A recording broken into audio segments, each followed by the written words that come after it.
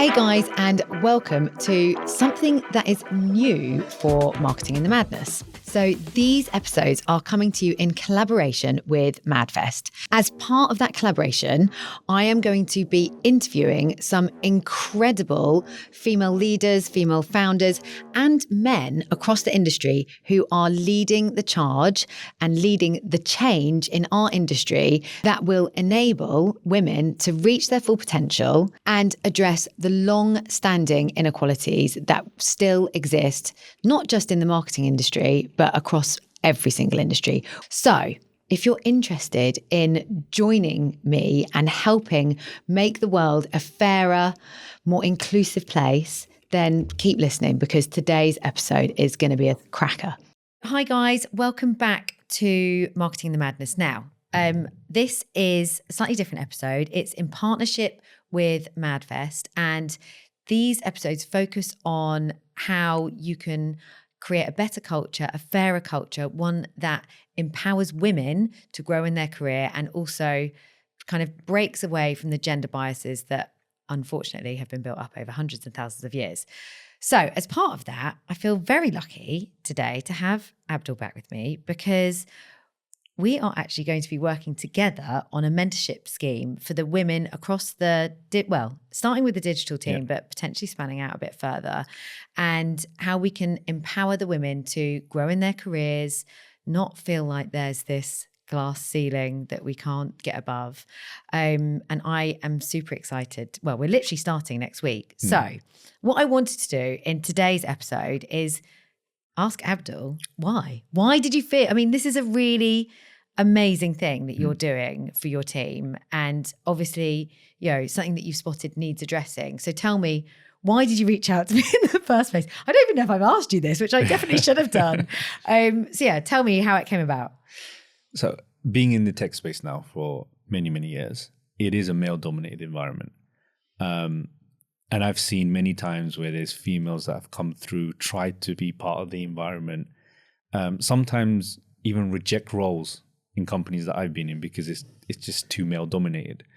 Other times I've seen females in sort of meetings or in conversations where they feel like they've been shut down. And it's not everyone. There are certain characteristics that I think, which again, I think this is where it becomes maybe somewhat unfair because there are certain characteristics that I think some people think that they need to have to be able to navigate a very male-dominated environment. And so do you need that added pressure in there? That's probably another question. But there are some that I've come across, especially in my team, that are probably not equipped with some of those characteristics. So they sort of hold back, they feel shut down, and that's not great. And sometimes I see people with great ideas, but they're only able to communicate with this to me afterwards in private. And when I ask them, well, why wasn't this raised before? And again, it just comes down to, I felt like I was being shut down. No one was really listening to me. And then you have the other end of the spectrum, where I have some great characters in my team who, when they start doing what they've been hired to do, which is lead, they get certain remarks such as being bossy or, of that nature, which, again, I know me and you discussed this, you wouldn't have that comment thrown at a man.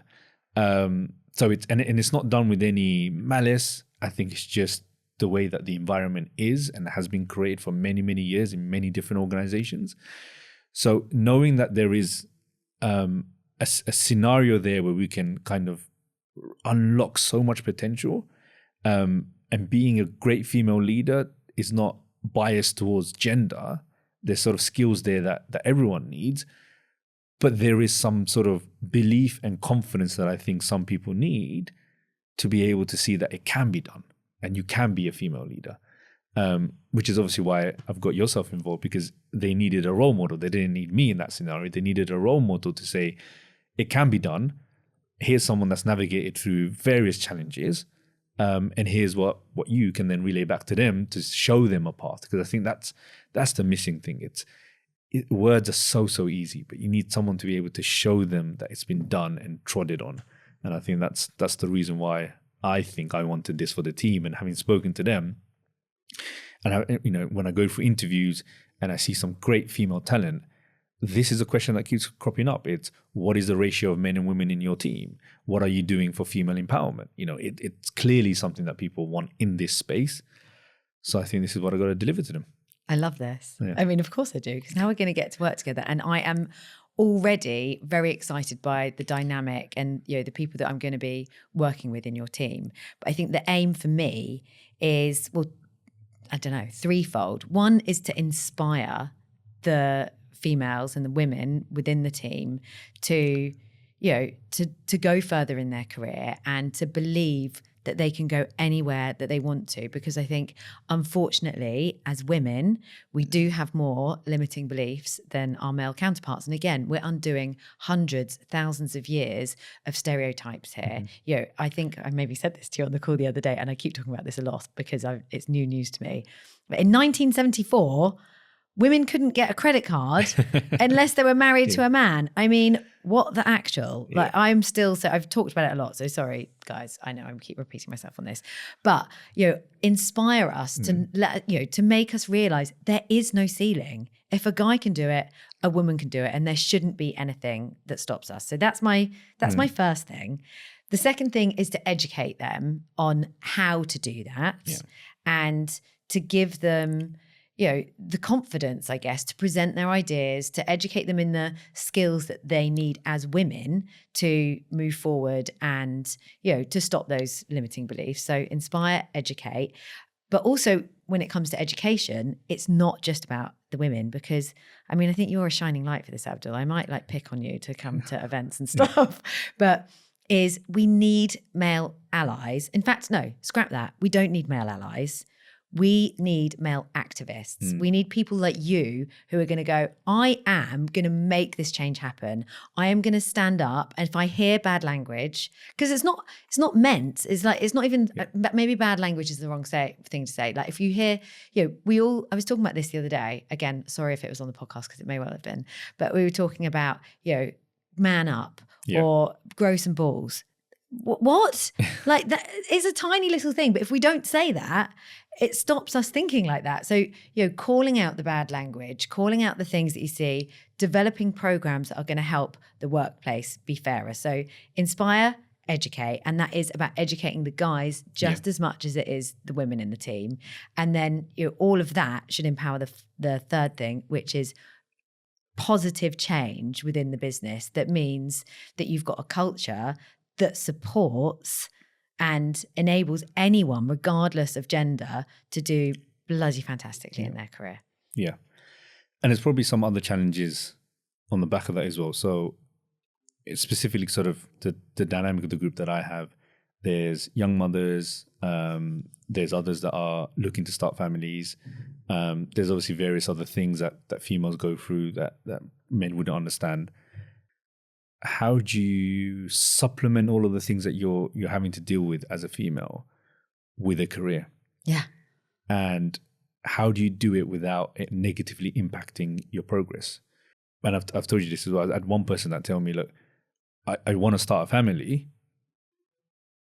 Me going on maternity leave, would it impact my career progression? And the fact that you have to even ask that question shows that we've got serious issues across the board in terms of the perception that people have. So it's, how do you give people the opportunity to do what they need to do outside of work without compromising work? Yeah. And so that's again, that is not something that I can help with, but it's something that I think, having a female's perspective on it and being able to show them how to balance both. Yourself as a single mother, I think you've trodden the route, which I think can give people some real practical advice.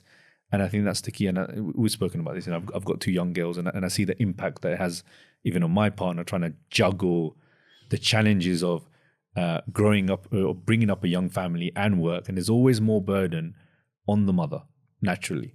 As a father, we can obviously try and do a lot, and we should be doing a lot more. But the burden on the mother is always, it's self-inflicted sometimes, right? Yeah. The mother always takes on more burden. So how do you navigate those scenarios? And it's not just family life, it's, relationships and all of those things that come out, health, all of those things that come out on the back of it. It's how do you channel all of that And then some things that traditionally can be seen as negatives. So when we're discussing some of the profiles of the people that we're working with, things around being too emotional, is something that keeps coming up. How do you channel that into a positive?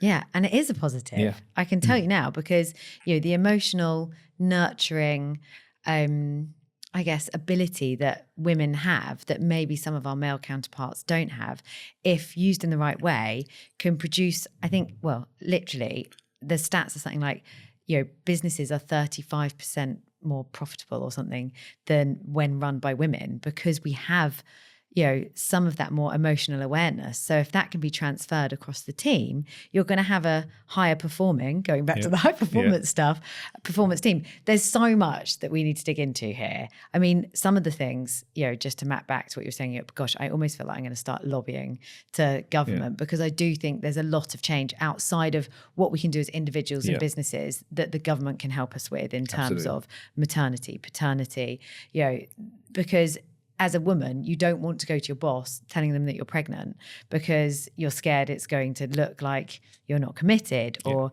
you're going to have to take a whole load of time off work. Whereas the guy can come in and be like, yeah, I'm really excited. We're going to have a baby.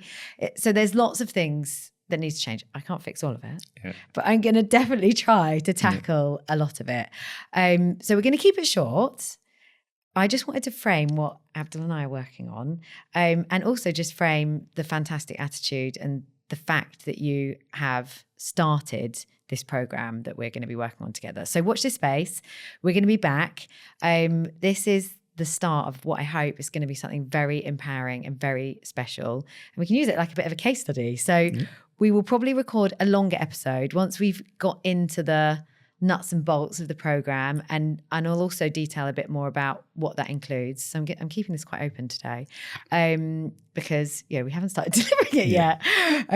But watch this space, guys. Abdul, a big thank you for one, reaching out to me, but also being the brainchild behind this. I'm excited to get started, and a big thank you for coming on the podcast today. Likewise, thank you.